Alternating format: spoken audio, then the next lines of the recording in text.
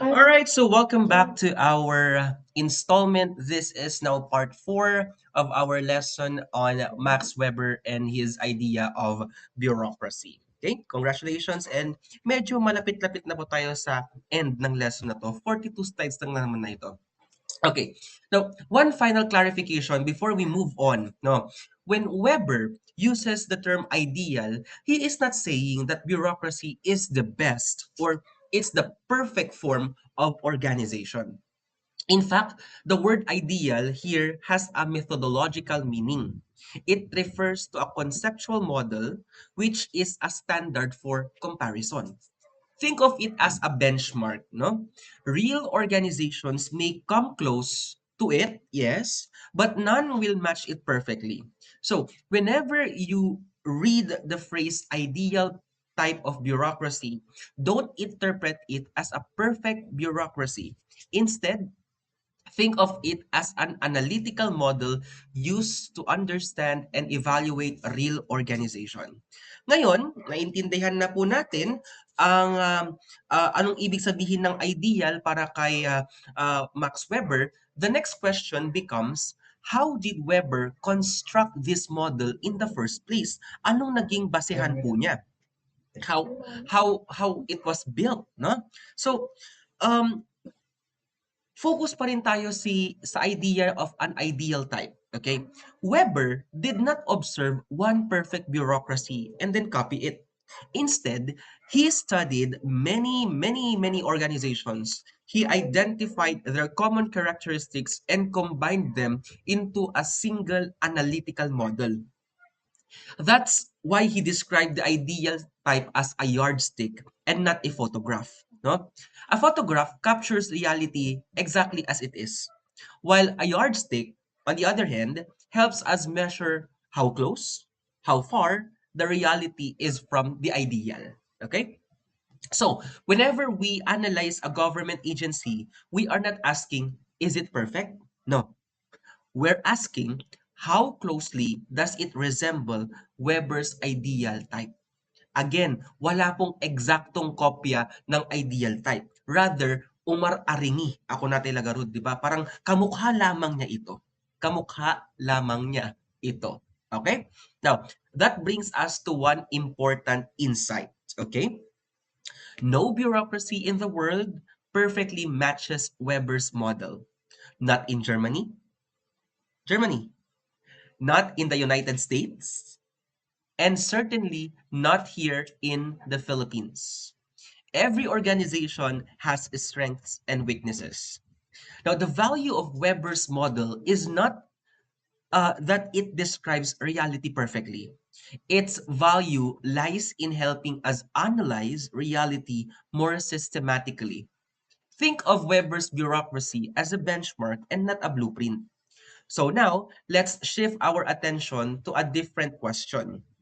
If bureaucracy isn't perfect, why did it become the dominant form of administration? Wala na. So here's a common misconception. A student says Weber's ideal bureaucracy is the best system, so the organization should copy it exactly. No, it's not correct and it will never be correct. No? So always remember, the word ideal does not mean morally perfect. Okay? Lagi niyo pong tatandaan yan ha. Lagi po ninyo tatandaan yan. It's not morally perfect. Or it's not even universally best. It simply refers to a theoretical model used for comparison. That's why we should never confuse an ideal type with an ideal organization. Magkaiba po sila. Okay? So now, let's look at why bureaucracy became so influential in the modern government. Okay? So, according to Weber, bureaucracy became dominant because it offers several important advantages. First, predictability. Citizens know what to expect because decisions follow established rules. Second, technical competence. Officials are selected based on qualifications rather than personal relationships. Third, legal equality.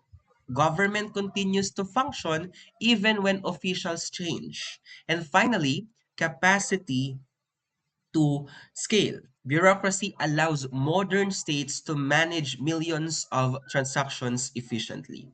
In short po, class, bureaucracy provides order, consistency, and stability, qualities that large governments cannot function without it.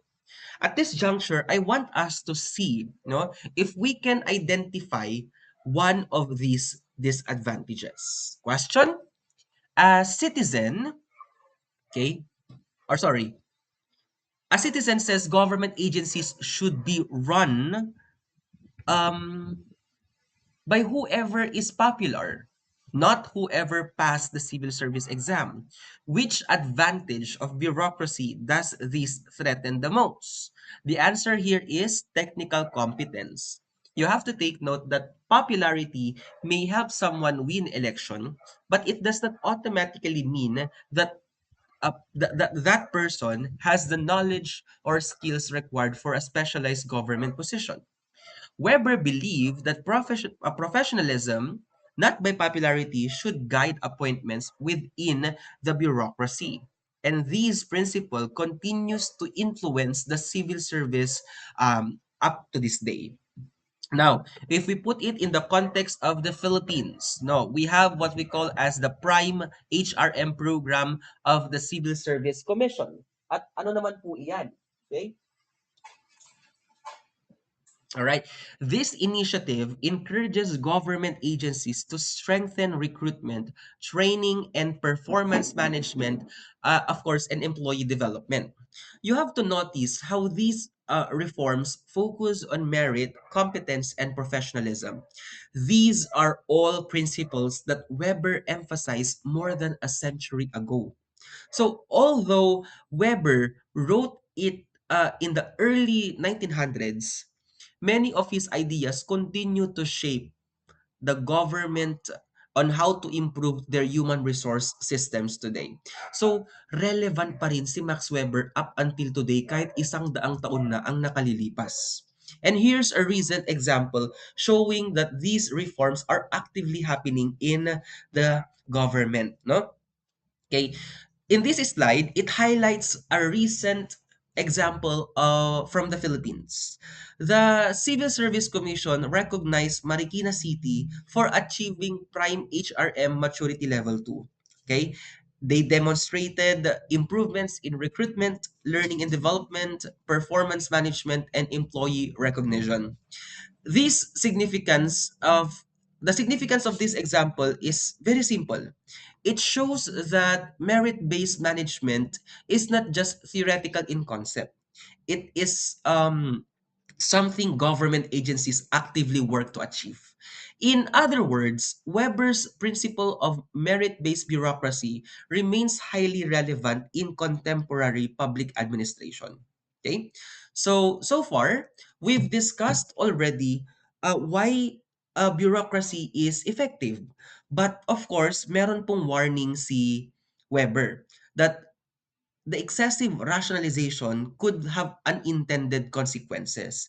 And that's where one of his famous metaphors, yung iron cage, come in. Okay? So meron tayo before, gilded age. Ngayon, meron tayong iron cage. So far, bureaucracy seems almost perfect. It is efficient, it is predictable, it is professional. However, Max Weber gave us a warning that we have to actually be very careful about. And what is that? He described the modern bureaucracy as an iron cage. This metaphor now suggests that while rules and procedures create order, they can also make organizations feel rigid and restrictive. People may become trapped in systems where following the rules becomes more important than understanding uh, the people those rules are meant to serve. Okay? So efficiency is valuable. But if taken to the extreme, it may reduce flexibility, creativity, and even compassion. Malinaw po ba? Okay, let me re-emphasize. Efficiency is valuable. Mahalaga naman talaga ang pagiging efficient. But if it is taken too extreme, it may reduce flexibility, creativity, and even compassion. Okay? Let's reflect on that idea. All right? Think about your own experiences. Have you ever encountered a situation where you felt trapped by too many rules? Ang daming mga policies. Siguro sa school, if you have tried working, baka sa work, or during government transaction, no? And you try to ask yourself, where were those rules protecting fairness, or were they simply making the process more difficult? Mm, 'di ba? Minsan nakakainis, ang daming mga sinasabi, ang daming mga batas-batas na ganyan, Diyos ko, nakakahilo, no? So, that actually gave rise now to the critiques of bureaucratic rigidity. While Weber emphasized the strengths of bureaucracy, other sociologists focus on its weaknesses. Two of the most important critics were Robert K. Merton and Michael Crozier. Okay? Sino-sino 'tong mga 'to na naman, no? They both agreed that bureaucracy is necessary. However, they argued that excessive bureaucracy can create unintended problems. In other words, kakabsat, the same features that make bureaucracy efficient can also make it inflexible. Let's begin with Merton muna. Si Merton muna. Okay? Anong sabi ni Merton noong 1940? When efficiency produces dysfunction. Robert K. Merton introduced the important idea, and he argued that bureaucracy can sometimes become dysfunctional. How? Because officials may become so focused on following the rules that they lose sight now of the original purpose of those rules. Ironically, a system designed to improve efficiency may eventually produce delays, frustrations, and unnecessary rigidity. Now, take note that good rules are essential. Kailangan talaga yan. But rules should always serve the public, not the other way around. Okay? One consequence of this rigidity is yung tinatawag po nating trained incapacity. What is that trained incapacity? Trained incapacity ay nangyayari kung ang isang opisyal becomes so accustomed to following established procedures that they now struggle to respond to a new or unexpected situations. Imagine an employee saying, "Hindi pwede kasi wala sa manual." Even when a practical solution is possible, training is important. But excessive dependence on routine may reduce flexibility and innovation. Okay? So, yan yung negative effect kasi minsan eh. Pag masyadong by the books, sasabihin, hindi pwede yan kasi wala yan sa manual natin. Wala, nagiging rigid na lang, 'di ba? Kaya din napakahalaga po class na maging flexible tayo, 'di ba? Para kapag may mga unexpected situations po tayo, at least alam natin how we can respond accordingly, okay? Another thing, sometimes, no, experience can unintentionally become a limitation rather than an advantage. Okay? And I would like to introduce another concept, yung goal displacement. According to Merton, goal displacement occurs when following the procedure becomes more important than achieving the goal. For example, the purpose of the permit system is to regulate activities efficiently. For example, but if officials become more concerned with collecting signatures than actually serving citizens, the process itself becomes the goal. That's what many people experience as red tape. Rules should always remain as a means to achieve public service, not to end itself. According to another scholar, Michael Crozier, he examined how organizations respond when bureaucracy becomes too rigid. And here is his perspective. Okay? It was actually in 1964, mas recent naman to. Michael Crozier studied organizations that had become highly bureaucratic. He observed that when processes occur, the common response is often to create more rules. At first, it seems reasonable, but over time, additional rules create even greater complexity. Instead of solving the original problem, organizations become more rigid.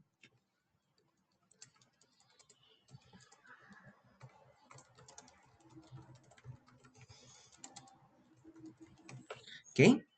Crozier reminds us that not every administrative problem can be solved by simply adding another policy or another. So this idea, okay, um, becomes clearer sa susunod na slide na i-discuss ko. Kasi doon po niya diniscuss yung vicious circle of bureaucracy. Okay? The vicious circle of bureaucracy according to Crozier. What is that? Okay? May problema. The organization responds by creating a new rule. Later, that new rule creates another problem. So, may bago na namang policy. Then another and another. Eventually, instead of making the organization become more efficient, the growing number of procedures makes it slower and rigid. So, may simple na lesson po dito. More rules do not always mean better governance. Sometimes, what the organizations need is not another policy, but a better implementation of the existing ones. So, let us now see how this idea can help us understand a real issue sa Philippines. And I think lahat na tayo ay makaka-relate dito. We already have the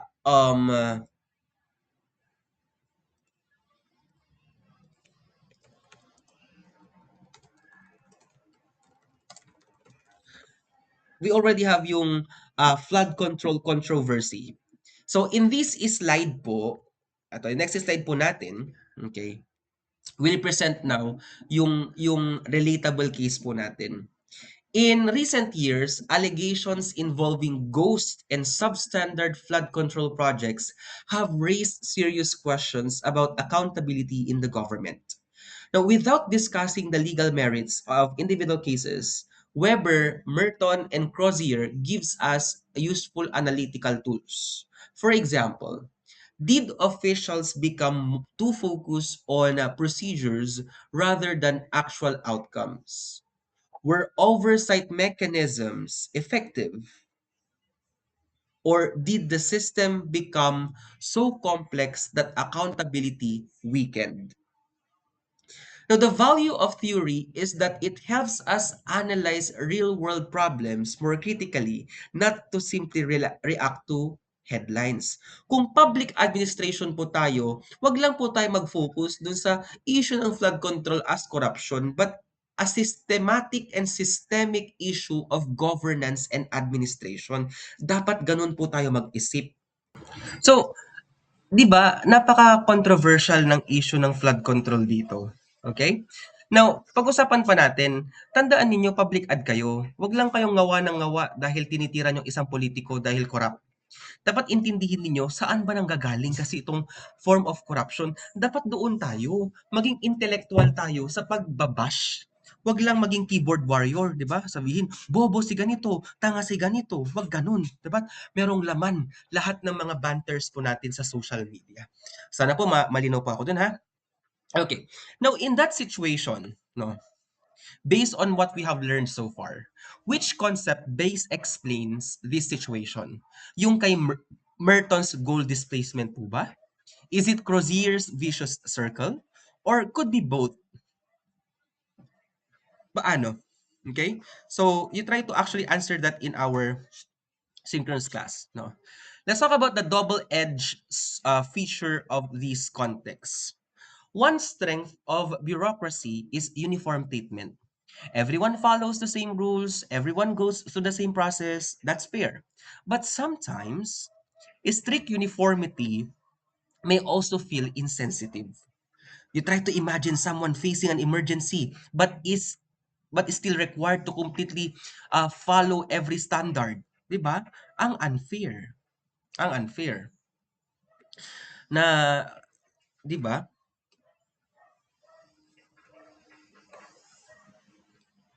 This reminds us that fairness and responsiveness must always be carefully balanced in public administration.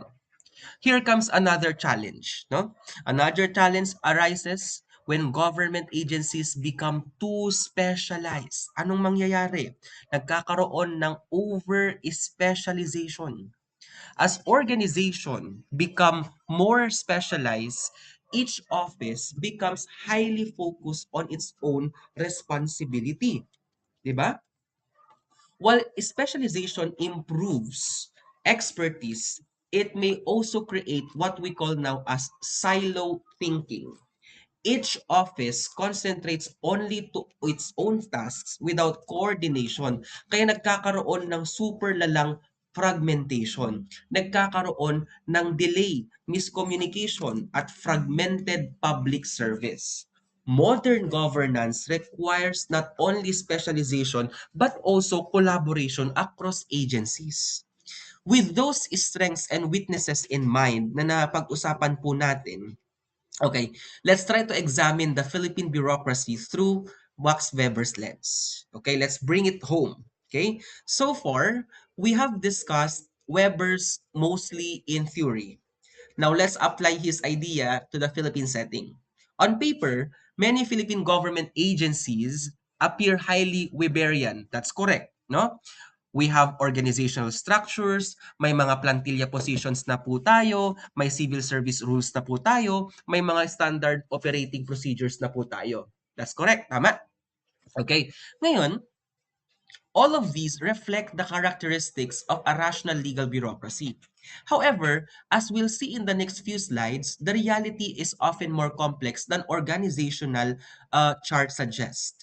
Because alongside formal institutions, other social and cultural influences continue to shape administrative practice. Let's talk about the decades of building the rational legal ideal in the Philippines. Over the years, the Philippine government has invested heavily in strengthening professional civil service. Example include civil service examinations, the code of conduct of the code of conduct and ethical standards, RA 6713, and even the careers executive service. Tapos meron pa tayong prime HRM. Okay? Now, these initiatives all share a common objective: to build a bureaucracy that is competent, professional, okay, ethical, and rules-based. In many ways, these reforms reflect Weber's vision of a rational legal administrative system. But despite these reforms, Philippine bureaucracy is still influenced by deeply rooted social and cultural practices. And yaan po yung babanggitin ko dito sa ating next slide. Yung hybrid, yung patrimonial legal bureaucracy. Okay? Now, although the Philippine bureaucracy is built on rational legal principles, reality is often more complicated. Many scholars describe our bureaucracy as patrimonial legal. What does this mean? It means po that formal rules and legal procedures exist, but they sometimes operate alongside personal relationships, family ties, or political networks. In other words, the law exists, but personal influence may still affect how decisions are made. This doesn't mean entire bureaucracy is dysfunctional. It means or it simply reminds us that formal institution and informal practices may coexist, and they often coexist. One reason for this lies in our own culture. Kasalanan din po kasi natin. At ano yung mga yon? Pakikisama at utang na loob. No? Filipino culture value relationships. Napaka big deal po sa atin how close we are. No? Concepts like yung pakikisama and utang na loob help strengthen communities and build trust. However, inside government organizations, these same values can sometimes create challenges. For example, an official may feel pressured to give special treatment to a friend or a relative. From a cultural perspective, that may seem understandable, but from Weberian perspective, it weakens the principle of impersonality where everyone should be treated equally under the same rules. As future public administrators, dapat maging maingat po tayo dito. Dahil kung wala pong balanse sa cultural sensitivity at professional ethics, magugulo po ang bürokrasya. Okay? And I think this appears to be a tension as well in the patronage versus rule of office. Iwan ko na lang po ito as your reading assignment ha, para po malinaw po tayo. Okay? I will end part 4 with this question. Which law created ARTA and the zero contact policy for many transactions? That's RA 11032 noong 2018. That's the Ease of Doing Business and Efficient Government Service Act, and it is the strongest of the three, no, because it sets deadlines, zero contract, and of course a dedicated enforcement agency. Next lesson po tayo would be more on the practical lesson already. Malapit-lapit na po ito, but for now ititigil ko muna para hindi po masyadong information overload. I'll see you on the next lesson. Magpipitsa muna kami. Bye bye.